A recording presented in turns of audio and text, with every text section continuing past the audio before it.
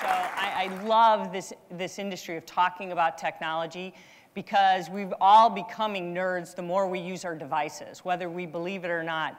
And my interest in learning about technology, or what I'm going to talk about today, probably stems from an incident or a scenario that happened to me probably 16 years ago when my son was at the Sitters when I was on a business trip, and I was in Detroit.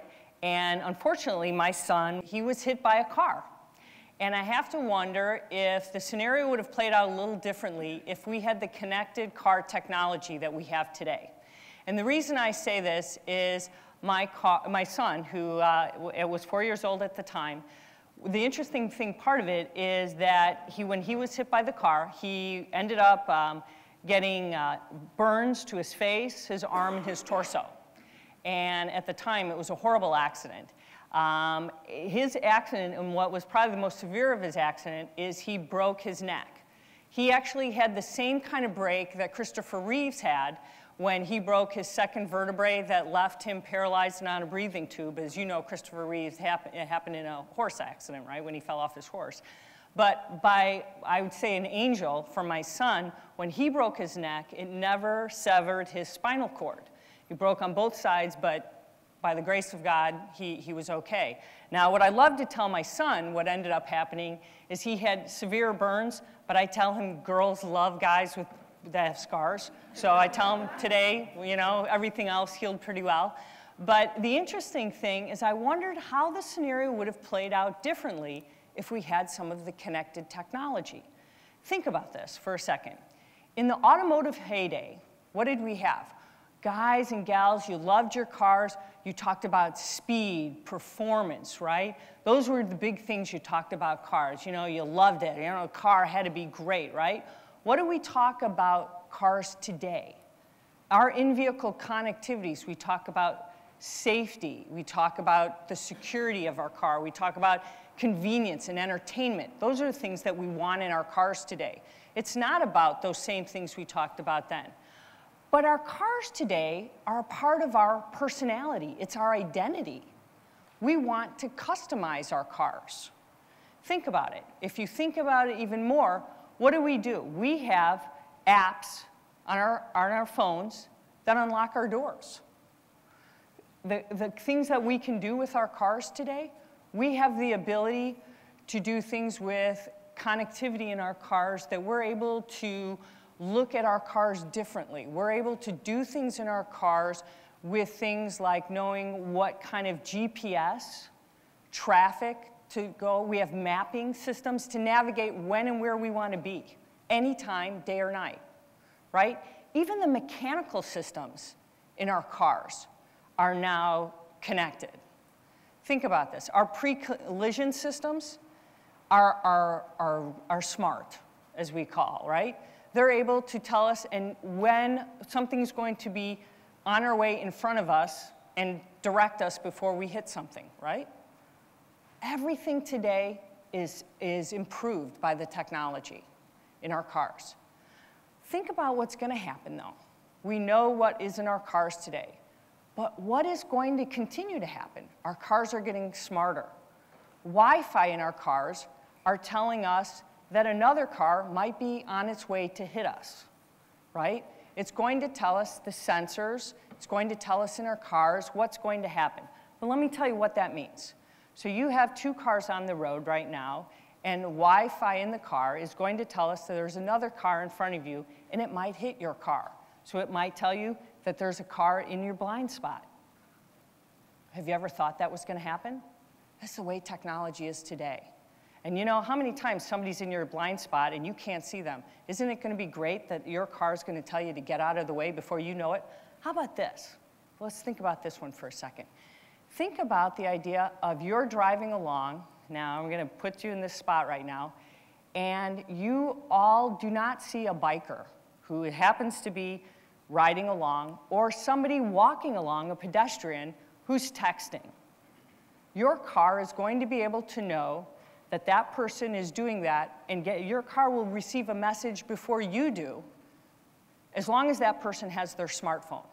Now, who doesn't have their smartphone on them? We all have our smartphones. Nowadays, people carry it in the restroom. I mean, we're not even going to get into that discussion because that's an entirely different discussion. But that's what the technology is. Our cars are so smart, they're going to do things way before you and I even know about it. It's going to receive the alerts. That's what connected technology is all about today. Our streets, this is what's so amazing about the technology today. Our streets are going to be smart. Do you know that the traffic lights and the roads are going to be signaling and telling you where to avoid a major catastrophe, an earthquake? You're going to be told not to go that way. Your cars will be saying, you know what? Hey, Joe, don't go that way. There's too much traffic. There's been an earthquake. You don't want to go that way. Your car's going to tell you, don't go that way. That's what's happening, and it's happening now. The driverless cars. We know that Google's been working on it, but it's all happening here. Let's think about this. Let's think about how your car is going to be personalized. Let's talk about the iPhone. How many in this room have an iPhone? I will bet everyone in here a steak dinner right now. I'll buy you all the best steak dinner you ever had. I will bet you not one iPhone in this room is identical. How many want to take me up on the bet? How come nobody wants to bet me? Because you know I'm going to win. Because you know why? Not one of you has the same app on the phone. It's really not an iPhone. It's a my phone. Really? Right? It's a my phone. It's truly a my phone. But you know what? Guess what's going to be next? It's not going to be your car. It's going to be my car. That's what you're going to call it now. Let's put this to the test. 2 Ford Tauruses, both red, 2013. Guess what? It's now going to be my car. You know why? Because what Ford and all the other companies are doing is now they're working on plug-and-play apps in your car. What you're going to be able to do is you're going to be able to customize your car. Now, I know you're not going to believe this, but think about it this way. The way they're going to do it is you want to decide, I'm a big tennis fan. Right now, the US Open's in New York, right? I want to have the US Open app in the car. I'm going to be able to download the app, and I'm going to be able to listen and have them tell me what's going on. NFL's going on. I'm going to download seasonal apps in my car. My Ford Taurus is going to have that. You might want to do something else. Pandora. You want to download a Pandora icon or button, whatever you want, you're going to be able to do that. Maybe, think about this. Maybe you're feeling a little blue. Your car's going to know that. It's going to put on some good country music for you when you get in the car. It's going to sense just how you're feeling. How about the color of your car? Your car's feeling you're a little racy today. It's going to put some racing stripes on for you. The color of your car is going to change. Never thought that's going to happen? They're working on that right now. And there are cars doing that. Your car is going to sense how you feel. Today, you're a little hungry. You're feeling a little golden arches. You want to go get a Big Mac? It's going to drive and tell you, look, and take you right to those Big Mac, right to McDonald's. That car is going to be your best friend. Now, following me is going to be this great doctor. And he's going to be connected with you through your car. So he's going to say, and he's going to know, hey, Peggy, you are supposed to take your noon pills. That car is going to read a message to me and say, hey, Peggy, you did not take your noon pills today. And he's going to be on the other end of that going, Peggy, why did you not take your noon pills? And it's going to be sending me that text message right through my dashboard. So not only is your car going to be doing it for how you feel and want to hear your latest rock and roll music, but he's also going to be my best medical friend through my car. Today's cars are not only going to be for those kind of road warriors that we've been, but they're going to help us medical-wise. Let's say you are a diabetic and you need to take insulin. Car's going to know that you're need your insulin. Or what about if you're having a heart attack? Car's going to know something's not right for you. Car's going to know. It's going to be able to sense and say, we need to send for a first responder.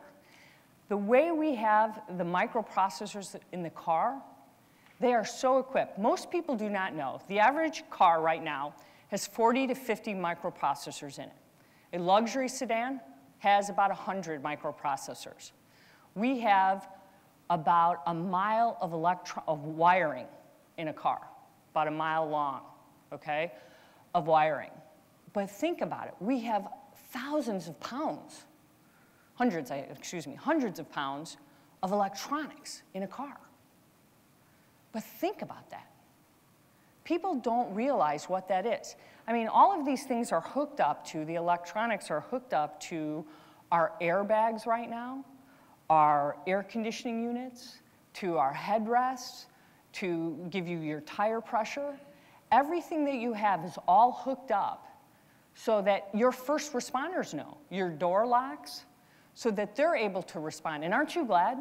How many have been in a car accident and had an OnStar go off and have it and glad that they respond? I know I was. I was in a crash, and boy, they do respond quickly if you have it working, it works.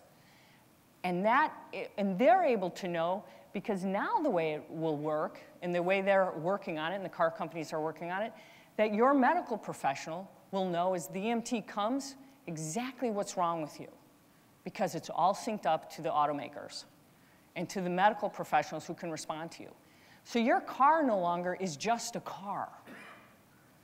That's where technology has come.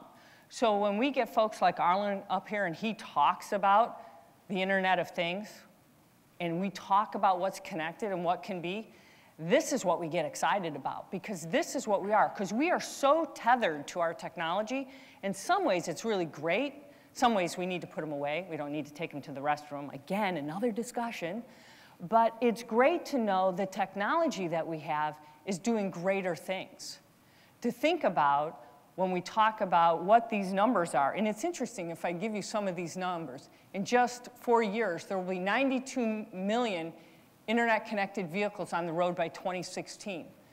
And you look at some of these numbers, OEM-connected car shipments to exceed 39 million. You know, Ford Sync was first one in 2008, OnStar launched, and you see some of these numbers where they came from. But where we're headed, I mean, the numbers are amazing. And I truly believe we're going to be there, because this is where we're kind of going. And if you want to know where my son David, when I was telling you about where he is, how he's doing today, apparently he's doing really well, because he was championship won their hockey game, so in case you were wondering how he's doing. But so apparently he's now very well. So, but the exciting thing about all of this, I think, which is good, is that when the technology is well, you know, and we're doing the right things, we won't have to worry about car accidents for our kids, and we can monitor what's happening. I think the exciting thing for all of us is that we're at an internet age and a technology age that we can get excited about the technology. And I think the best part of it is we're writing about this stuff all the time, but I think it's companies like Arlen's and all these other speakers that we had today that are really talking about what we can do with it. And when I think about all of the things, and I think about our roads being connected, I think about our medical professions being connected, I think about just the idea of the safety side of it, I think about all of the things that are involved, I think we've only just begun to see what we're doing. When we sat down and we talked to GM and Ford and Chrysler and all of them about the things they're doing, it's amazing to think about where their vision of the technology is going. And I can bet you nobody in here thought that your car is going to change the color by your mood. Can you think about that? A plug-and-play infrastructure that is going to allow us to change the color of our car. To think about that, how much technology takes to do that. To think about medicine and a doctor being notified when we need them. And I think all of that comes into play right now by what we're thinking. And we haven't even begun to think about some of the other things we've been talking to. Talking to some of the companies right now, they're working on plans to enable us to envision things that hook up from when you want to communicate one car to another. Cars will actually be talking to each other and telling them where to move to from one location to another. So if you're on the road and you want to avoid collision in general, cars will tell you look, you shouldn't be on this side of the road at the same time to avoid just the collision in general, not just the blind spot, but just the way the traffic is coming and the line of traffic and the way it's all merging. So I think it's interesting that cars will actually be doing the communication completely, and we as drivers won't be doing that. And I think it's just an interesting way to look at the way the whole market is changing. So I think it's exciting times when we talk about just the connected car. And the connected car is just one part of what I wanted to talk about today. But I think that's an interesting one because we can all relate to it. And I think it's interesting because it relates to how we're doing things with just in our iPhones. And our iPhones will be connected in all the applications that'll be allowing us to communicate as individuals. So I hope you're enjoying all of the different things that we have in what many call the Internet of Things. We at Connected World magazine still call it M2M because we still believe it's machines talking to machines. But in this connected world that we all live, it's an exciting time. So thank you very much.